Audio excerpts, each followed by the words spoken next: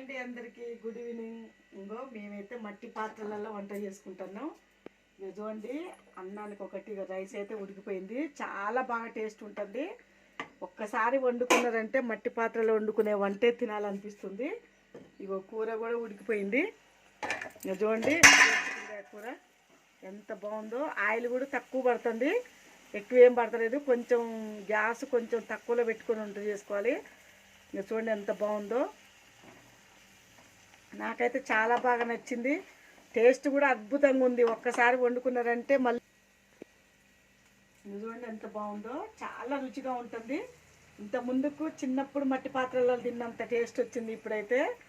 అసలు ఎంత బాగుందంటే అంత బాగుంది. ఒక్కసారి వండుకున్నారంటే మళ్ళీ మళ్ళీ ఇందులో వండాలనిపిస్తుంది. పని కూడా చాలా తక్కువ. ఎందుకంటే ఇంత ముందుకు గిన్నెలు ఉంటే ఆ గిన్నెలో ఒక వంట, ఈ గిన్నెలో ఒక వంట అట్లా చేసేది. ఇప్పుడైతే అదేం లేదు. రెండు తీసుకున్నా, ఒకటి ఉంది కానీ ఇంకోటి పక్కన పెట్టుకున్నా. ఆ రెండిట్లో ఓ దాంట్లో కూర, ఓ దాంట్లో అన్నం. అవే వండుతున్నా, అవే తోముతున్నా, మళ్ళీ అవే అందులో వండుతున్నా.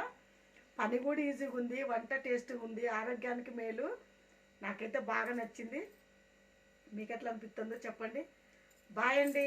వీడియో నచ్చితే లైక్ చేయండి. మా ఛానల్ కొత్తగా చూసే వాళ్ళు సబ్స్క్రైబ్ చేయండి.